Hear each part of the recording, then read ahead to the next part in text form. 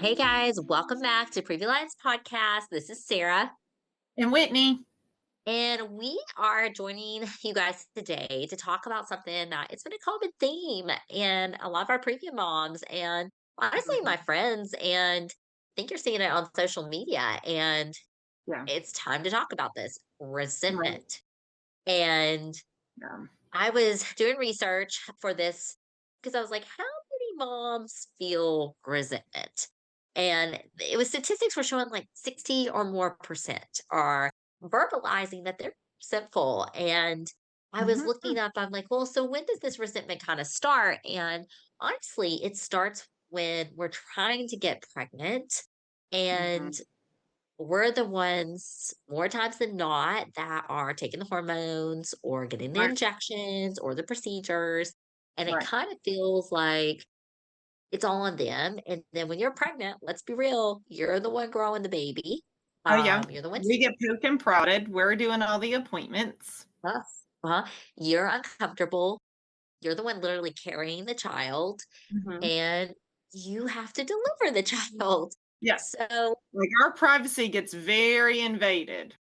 yeah, and then it just the tables are kinda turned, and it's kinda like the group Mhm. project that, you basically do all the work, and then the baby kinda looks like the dad at the end, and you're just like, "Oh, great." That is not my first child that we went through infertility for. Right? And it can come at you as a little bit Mm. of like, this is not fair." And Right. I looked up the definition of resentment, and I didn't really like it. So I looked up, her name is Brandon Brown, definition of resentment, because I was like, the one, it was like the dictionary one, and I was like, okay, that don't tell us anything. But Right. her Brandon Brown's one is the resentment is the feeling of frustration, judgment, anger, better than, and or hidden envy related to perceived unfairness or injustice. It's the emotion that we often experience when we fail to set boundaries or ask for what we need, or when Mm. expectations let us down because they were based on things we can't control, like what other people think, what they feel, or how they're going to react. Right. And I was like, oh, Yeah. That's the nail on the head right there. yeah. So let's talk about this because why? Well, I think I know why. I know why. We're resentful, right? Because I think it goes down to how we were raised is a lot, Yeah, right? for This sure. generation of moms is like, we were raised believe we can do it all, have it all, right? Mhm. Not ask for help.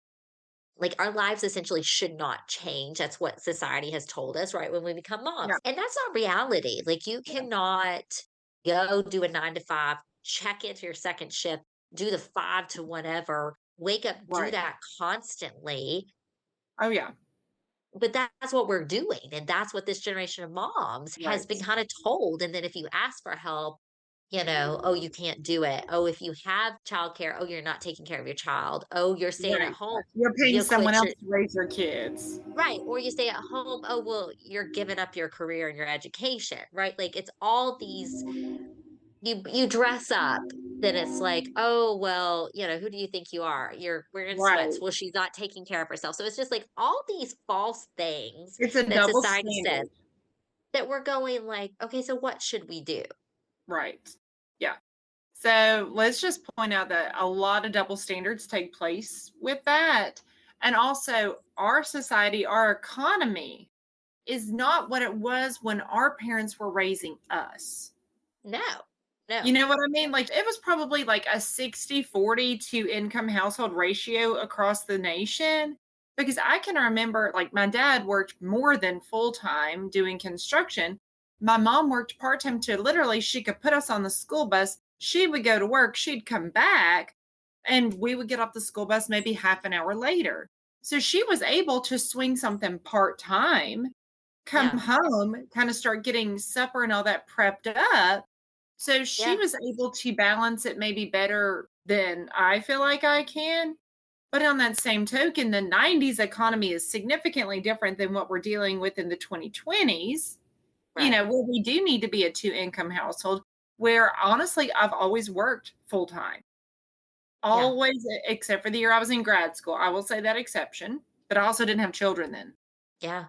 Yeah. Did not have children back then, and so this saying of "have it all," I think implies that we have to be able to work full time, be fully present spouse, be a fully present mom, be the PTO leader, be the room mom, be all these things to all these people, when that might not actually be what "have it all" means to us individually. And that's, I think, goes back to the expectations that was in that definition. And, Right. the resentment too, when I was doing more of this research, I'm like, so what is the common reasons why moms are feeling resentful? Now we know our own personal reasons, but what Right. is the vast general consensus? And it was, we're literally the ones that are responsible, like we said previously, for carrying this child, delivering this child, right? It's our bodies that take the Right. hit. It's our minds that, when we're Mhm. talking about anxiety and depression, the most common complication of pregnancy, right? Maternal mental health issues. They're kind of like, okay, so I get hit here, I get hit physically, I get hit mentally with these things. And then and some other reasons was like this one mom was like, I am so resentful that my whole life changed the moment I got pregnant and his did not. Right. And I was like, ooh, yes, right? Because for a multitude of reasons, yes, they could be a Mhm. very active and participant, partner, Mhm. spouse, Right. but like their life is not ever changed like ours, and ours will never go back to pre-child. True. I mean, we're forever changed. And, Oh, yeah. I remember even thinking multiple times when I was pregnant, like, Yeah. gosh, like, I can't just get up and do what I want. Like, Right. I can't just go eat what I want right now. Like, because, Right. there's dietary restrictions, right? Like, and Exactly. then the delivery process was like, I really didn't want to go through that. I remember thinking that with Will, I'm like, I don't really want a C-section. I don't really want Yeah. that recovery, but like, I You're like, got This to. is not my jam. I'm not feeling this." Oh, and then I was like, even started feeling resentment when like I was the one making milk and he wasn't. And like, Mhm. I was the one getting up, and I was Right. even if he did give him a bottle, I would still have to pump, or else I had, Right.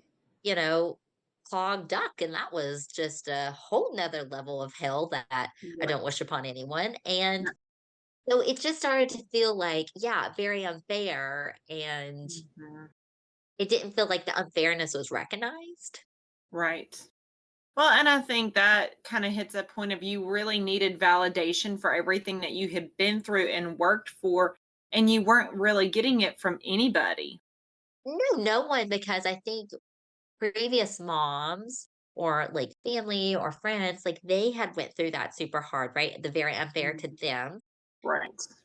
And not like they were being, I mean, yes, there is some that have been like, well, we went through it and we couldn't Right. complain like your generation's complaining. And we walked, to Mhm. school 20 miles in a backpack in the snow, that Right. whole thing. Right. So there's some that were like, well, we just did it and we were quiet about it. And it's like, I'm so sorry for you. I was about to say, but let's also look at that oppression. They Yeah. weren't And now, allowed to talk and about it. you're still bitter about it, clearly. Yeah, let's look at how much that oppression, that gaslighting, that invalidation has harmed you. That's a therapist soapbox I could get on real quick. But to come back to resentment, the original topic, we do feel resentment because we do carry the burden. Let's call a spade, because physically, we Yeah. go through infertility treatments, we go through pregnancy, we go through labor and delivery, we go through either producing milk or trying to stop producing milk, depending on what somebody's situation may be. We are honestly the ones, because we're on maternity leave. And let's just say that is a disservice to husbands where they don't get paternity leave more often than not in America. So, guess who is taking baby to the pediatrician appointments when we are still bleeding Yes. significantly, whether it's from our stomach or our vagina or both? Yeah. And so we're the ones doing that initial talking with the pediatrician. This is what we need to be looking out for. So we're taking that information overload in on our sleep deprived brain. So it is Yeah. not fair when you think about what we inherently take on because of how things are set up. But to come back to that definition of, the failure to set up a boundary or expectation, I think that's a big thing. And because this is the podcast, this isn't a session, so I'm allowed to be a little bit more free with the information I give here. When it was my first daughter, I'm not breaching my ethics when I do it on the podcast. I can't do it in session. But to pull it back to like when my oldest was born, you don't know what it's going to be like with a newborn. Let's I just was gonna call it. say, Yeah. you We have don't no know. idea. We You have don't no have idea idea. what that's going to be like. And when people say, oh, you have to feed the baby every 2.5 to 3 hours, well, you have that idea, but until it's reality, you don't know what that looks like. And so No. Michael and I in the beginning thought, okay, well, we're just going to trade off feeds because we formula fed. Well, let's just be real. His already pre existing depression did not handle that sleep deprivation well. So who was the one doing night shift? Me. You. It was Yeah. me. That resentment built up, not that I couldn't see that he had a genuine problem, but because I'm like, okay, I'm already bearing the brunt of all day feeds when you go to work, but I'm also doing night shift too. Like that's not cool. I don't think I like this setup. So Yeah. when a second one came along, it was one of those I said, okay, we already know night shift doesn't work for you. We know that. Okay. I also knew what to expect better of myself in that postpartum time frame. I said, I can take night shift, but what I need from you is to be able to pick up our older daughter from daycare in the afternoons after you come home and let me get a shower or let me get a nap for an hour because I have to have that. So Yeah. setting up that expectation, setting up that boundary can prevent that resentment. And I can honestly say I did not resent him that second time postpartum because we Yeah. knew better what worked for us. And I think that's a good point. Like, I remember Bill could not really take the night shift for either of the boys because he had to go right back to work. And, he, with his, Yep. he was operating on people. So clearly I felt like, oh, I can't say anything, right? I'm at Yep. home and I'm doing this cycle but like I was very, very sleep deprived. And, we Yeah. know sleep deprivation leads to postpartum depression, anxiety getting worse. And now that I look Yeah. back, I'm like, we should have had some kind of conversation. Like, I have to be able to get 3+ hours of sleep. And if finally figured out with James, again, second time around, because we had no clue Yeah. the first time, Yeah. was that I would go to bed at like 7. Like, I'd get Will down, I'd go to bed at like 7, and Bill could Right. stay up to like 10 and at least Right. let me start the night with like 3 or 4 hours of sleep, and then Right. I could take over. But again, it was like I got my shower and I hopped in bed, and it was just like that little period of That time reset. really saved it. But at the end too, you hit on something else that I think I know I feel resentful for at times is you are the ones that are like, we research things, right? So it's even when you're pregnant, like researching what car seat or which pediatrician or, you Right. know, what baby bottle, all the stuff that is Yeah. like, All it's the things. heavy. Like, and then if you're like, if I always wanted, I need sleep for my mental health and just for me to Yeah. not be an angry person, to be real with everyone. Like, I do not do good flow sleep. So Mm. I was very interested in how to figure out, what nap schedule should be like and like, Right. how do we sleep through the night and when? And so, but all that is work and that's invisible work, but that's still Right. work that we're doing. Absolutely. And then you feel almost resentful, like, "Oh, okay, going back to that group project here. You're at a group project and you're doing all that work, and then you're going to this person going, okay, I've researched the best. This is how we do it." And then you're teaching them, Mhm. and you're just like, "So why is it all on me to research what's the best and teach you how to use it?" Or like, and Mhm. I always think that kind of just continues, like, because your kid grows and there's new things that you have to learn Yes. about and you have to purchase, or now they're starting solids, or, okay, Right. well, what age are they supposed to do this? Or, okay, so now they need a booster seat. Well, okay, what? There's constant. And if you're the one researching and you're the one that's learning and making those Mhm. decisions, Right. you do get resentful. Oh, absolutely. And it's kind of hard not to because again, that full responsibility falls on mom. Yeah, so it's just like, You know, okay, 'cause even why? now my oldest is 6, almost 7, and her teacher, they use the Dojo app to message with us and all the things. Yes. And so my daughter is honestly a very good reader, kind of always has been a really good reader. And so she got put in this little book club with a couple of other classmates and her teacher. And we got that message yesterday. And I said, "Oh, I'm so proud of you. I'm so excited about this." My husband was like, "Well, how'd you find out? Did she email you?" And I said, "No, no, it's in the Dojo app." And he goes, "Really?" And I said, "Open the app, read it." Like, it's sent to this group of parents. It's not like it was sent to just me. It was not an individual, because I have messaged the teacher individually about different things. That I Right. can understand him not seeing because we do have 2 different logins, whatever. But I'm also like, "You're included in this. I shouldn't be the only one that's like, 'Okay, well, this is the book club book. This is the project that comes with it,' and blah, blah." Like, why am I the one doing all the homework here? Literally, why am I the one doing all the homework when you have Yeah. just as much access as I do? And we are out of that baby stage. So you can't say that it's my Yeah. job because it's the baby. Mm-mm. We're 6.5, nearly 7. We're out of that baby stage. 100%. But I think it's just a common thing too of like, well, I mean, you've went away a trip. I've went on trips. Like if you go away without your kids, right? And all the things that you do to go away versus what your partner does, it is Mhm. night and day.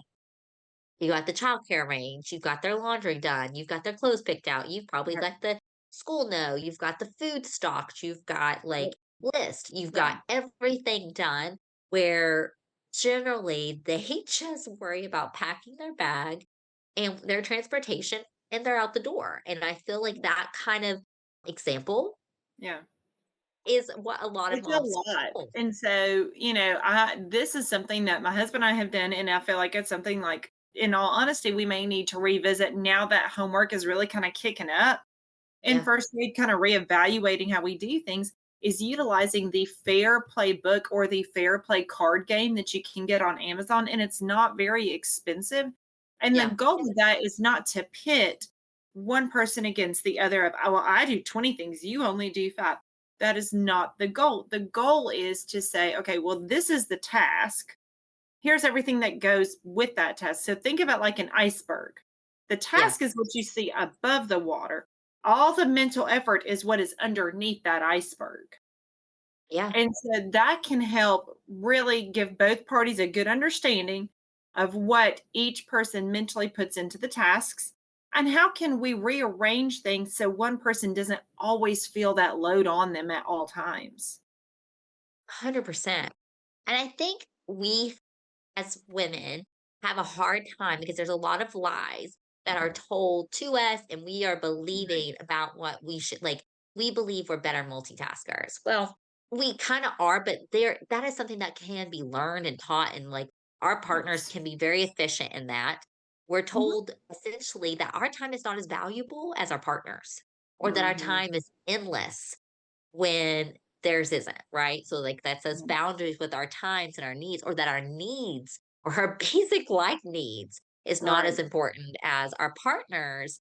No. Or is it like the quest to be the perfect mom Right. or the mom that has it all together that we feel like we have to give ourselves up to do it all for everybody? Are we comparing ourselves and going, "Well, here's Susie, she does this, this, and that, and, Right. like, still looks this way and goes to yoga 5 times a day, blah, blah, blah." Like, do we put ourselves, like, in Yeah. comparisons? Do we have this do our expectations on ourselves are they too high? And I think it's important to define, like we said, like, the mental load, the mental invisible task, like you said, that iceberg, that is considered Mhm. work. And that Yeah. needs to be recognized as work and energy. So it's like we're asking ourselves all these questions about, well, what are we believing about this? Like, why is Right. it okay for us to feel like we have to do it all? Or Yeah. why is it okay? You know, why do you feel bad if you get grocery delivery versus going to the store? Right. Right. Or like, why do you compare yourself? Or was you as a kid, Yeah. you would, always had to take care of others. So this is now you feel like you always, all these Right. things kind of get brought up. So why it's a big term, resentment, it goes deeper.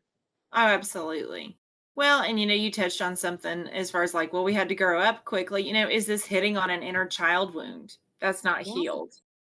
Yeah, Because right? that's definitely something we always need to be aware of is maybe this is hitting, something that has been there for a lot of our life. The good girl, right? The perfectionist, Mhm. the always does Or what's if you're asked the with her. oldest sibling, you had to help care for the other siblings. Right, so you were kinda you felt like your needs couldn't be heard or seen, and, Mhm. And you and may I have was gotten shamed for voicing what your needs are. yeah. So I think back to Brené Brown when she's talking about this is and she has in her book, is let resentment talk to you. And let Mhm. resentment get curious about resentment, right? Sit Right. in the discomfort of feeling resentment and start asking Mhm. questions about why we're feeling this way and start Right. digging deeper, like that iceberg. So we're gonna go back to that. And, you know, what boundaries do we need in place to be less resentful? Because resentful will Yeah. turn to bitterness. And if Oh, real bitterness quick. can sit in you and it can destroy relationships, I was gonna you say know, it can ruin everything. yeah, so it's like, don't let it take over. Look at it as a way, like, you don't have to stay resentful. Like, go back, say, okay, why is it that I'm the only one that never gets X, Y, and Z? Why Mhm. is it that I cannot delegate this task? Right. Why is it I can't say no? And then Right. I'm overcommitted and then I never Is rest. it people-pleasing tendencies? Exactly. So, and it's like, has someone let you down or did you not tell that person what you needed Right. as your boundary? Mhm. Because let's be real, people will run you over and they will keep asking of you. Yeah. It's like, the PTA thing. I mean, you sign up once, Lord help you. You are drawn into this cycle. It feels like you can't ever get out. But like Oh, people right. will Yeah. always go to the person who always says yes. I did hear a great thing in a podcast one time that said, "If you want something done, give it to somebody who's busy, because 'cause they'll get Yeah, it done." right. And it's like at some point, we're not counting gold stars like we were in elementary school of how many we get for our task. And it's Right. like rest is productive, and I think that goes back to moms feel like we don't deserve the rest or that pause time, Right. and so I encourage moms, so you're not alone if you're feeling resentful because the scales are always turned towards mom having Right. things harder just from trying to get pregnant on. But Right. start looking and getting curious. Well, why am I resentful? What could I do about that? What boundary could I put in place? Right. What need is unmet that we can figure out small steps to get met? Right. Yeah. Inner child, okay, well, how was it in your childhood? Work with a therapist, work with Yeah. someone like Whitney to really dive deep and say, why is it so hard to say no Are you a or chronic to people pleaser? ask? Are you type A? Oh, yeah, that's us. Mhm. Yeah. That's us. It does. Are you an Enneagram 1 or a Now you're 6 just, now you're or a just 6? like labeling me. Now you're just pointing it out that this is us, Well, you you know, realize we are 2 of the same. but it's just, I think I needed that. It's like, don't let resentment Right. get a hold of you and steal Right. that because you can find joy and you can find Yeah. peace and it is okay to set that boundary. People don't have to Yeah. like your boundaries. No. Well, boundaries are there to protect you, not to appease others. Exactly. So it's like those nice guardrails. And we've said it before, but people, if they buck a boundary, they'll learn real quick that boundary doesn't move. Mhm. Like a guardrail, like it's like bumper cars, right? They may bump into it, but that baby ain't gonna move. And you're just gonna have to keep going with it. And the hardest time generally boundaries with people, if you've never established it, is that first time. Mhm. And then it's just, nope, this is what I need. And this is what, you're going to respect. So get curious. The next time you're Right. like feeling resentment, it's not a Mhm. bad thing. It's just telling you we have some unmet needs and we Right. need to set some boundaries. And you're not alone in it. And are you still going to want to maybe smother your husband at night if he's snoring and can't hear the kids cry for the 15th time? Yeah, probably. But that's just how it goes. Right. So that Yeah. you're not alone in that. Yeah. Well, and just realize too, like boundaries are more than appropriate to implement. I think they're great, and I think we can, you doing it for yourself, then we teach our children, Right. what healthy boundaries are and that why it's important to work through our emotions. But it's really hard to teach your child to Right. work through emotions if we can't acknowledge ours and start off, it's that I think is the hardest part of parenting is honestly Right. navigating and regulating my own emotions Mhm. to be there for my children with big emotions. Right. So, what Mhm. else? Any quick other tips when it comes to resentment or boundaries that you give your clients so you can share with us? Well, I mean, I know and other therapists may disagree with me on this, but almost practice that boundary conversation in your head so you feel prepared. Because, and I say this, it's not that you're attacking the other person when you put a boundary down. Remind yourself it's not an attack on them, it's a protection for you.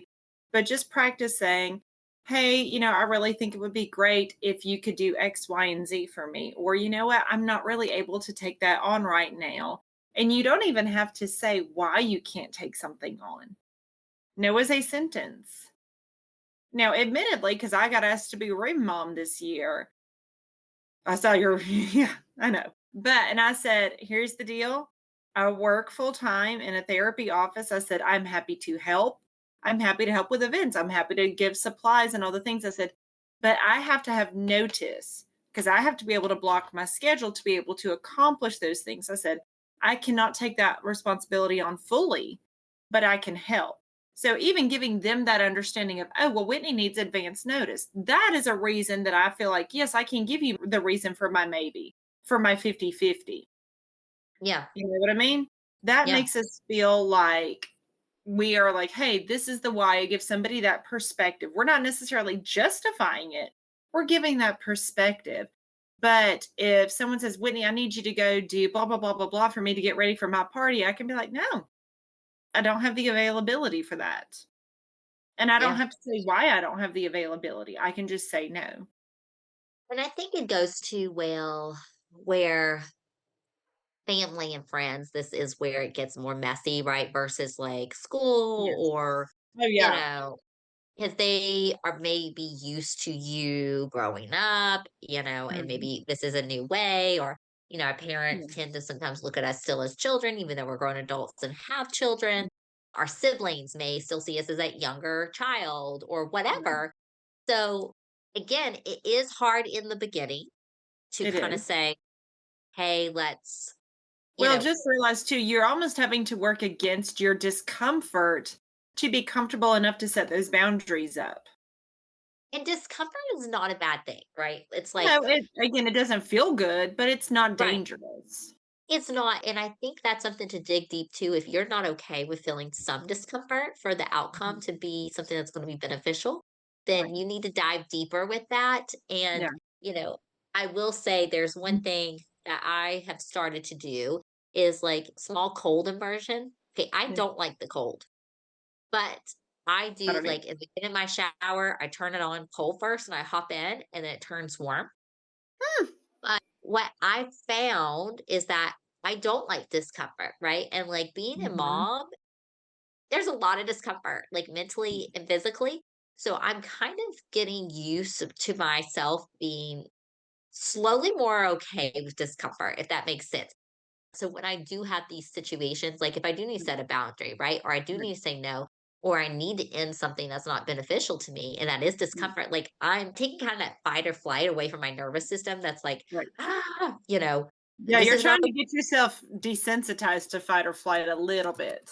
a little bit. Yes. Little So bit. that's something I've been trying to do. And or early morning runs. Whitney's a runner. I am not a runner.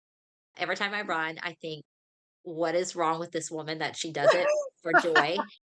Um, but I'm doing that again to Uh-huh. get through the discomfort. So that is something, again, be curious about why you're Yeah. resentful. Be Yep. curious why you're Allow okay with yourself unmet to have needs feelings of discomfort. and work through that. If you're like, this is a big problem and I really need to talk through someone, therapy, amazing, Mhm. cool, safe space, and really Yep. just dig deeper. But we'll keep talking about this. We'll keep talking about tools you can implement, but send us your questions. Yes, You can please DM do. us on Instagram. And we always have the Hey Whitneys that you can submit Mhm. to. You can go back into our previous episodes. And these are these real questions that you guys have Yeah. sent into Whitney, and they cover Yeah. all topics. So nothing is off Absolutely. limits when it comes to us. That's So right. we thank you guys, and you're Yeah. not alone in this journey. And We appreciate being part of your week. So until That's next right. time. All right, see ya. Maternal mental health is as important as physical health. The Previa Alliance podcast was created for and by moms dealing with postpartum depression and all its variables like anxiety, anger, and even apathy. Hosted by CEO, founder Sarah Parkhurst, and licensed clinical social worker Whitney Gay, each episode focuses on specific issues relevant to pregnancy and postpartum. Join us and hear how other moms have overcome mental health challenges, as well as access tips and suggestions on dealing with your own challenges as moms. You can also browse our podcast library and listen to previous episodes at any time. Please know you're not alone on this journey. We're here to help.